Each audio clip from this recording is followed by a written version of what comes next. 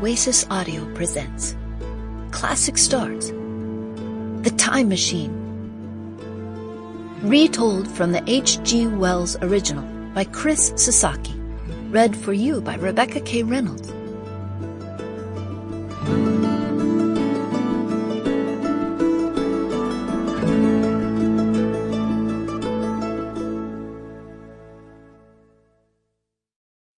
Chapter 1.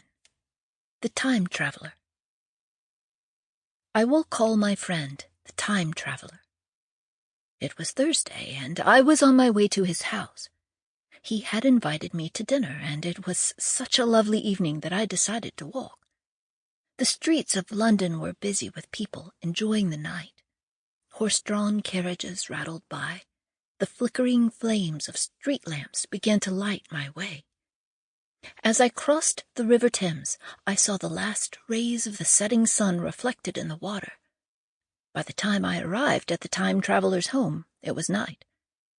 My friend Philby was there, along with the mayor, the doctor, and the artist.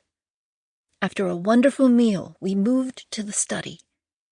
The fire in the fireplace and the burning lamps and candles made the room glow. The lights of the city shone through the windows. Our friend, the time traveler, was an inventor. Some of the odd devices he had made were scattered on the shelves and tables around us. Once we all sat down, he began to speak, his gray eyes twinkling and his face red with excitement. "Listen carefully," he said, moving his hands about as he talked. "What I'm going to describe will sound very strange to you. You will probably have a hard time believing me. The reason it will sound far-fetched is because it means that much of what you were taught in school was wrong." That does sound strange," said Philby. "I know," said the time traveler, "but let me explain." He paused, took a breath, and continued. "Now, we've all been taught that every object has 3 dimensions, length, width, and height. For example, that box sitting on the table is about 6 inches long, 4 inches wide, and 2 inches high." "That's right," said the artist slowly, looking puzzled.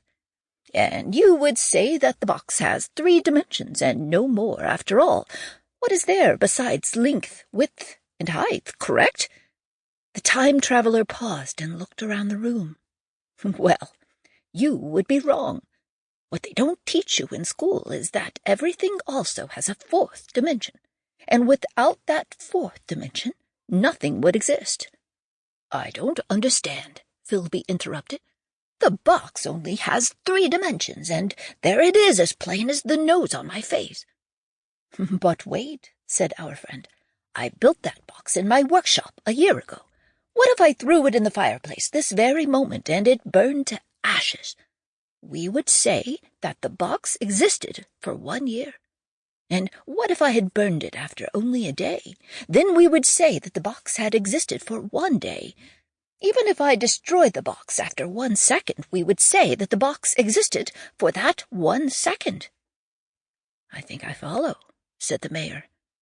The time traveler leaned forward. "But what if the box didn't last for even a second?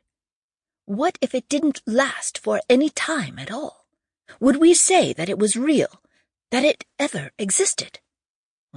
"Clearly. The box must exist in 4 dimensions to be real. It must have length, width, height, and it must exist in time. Time is the 4th dimension, and there is no difference between time and the other 3 dimensions." "But even if time is a dimension, there is a difference," said the doctor. "I can move to my left and right. I can move backward and forward. I can move up and down, but I can't move through time." "But you can move through time," said our friend with great excitement.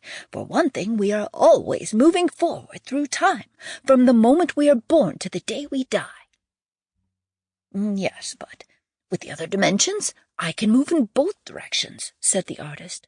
"I can't move backward and—" Sample complete. Ready to continue?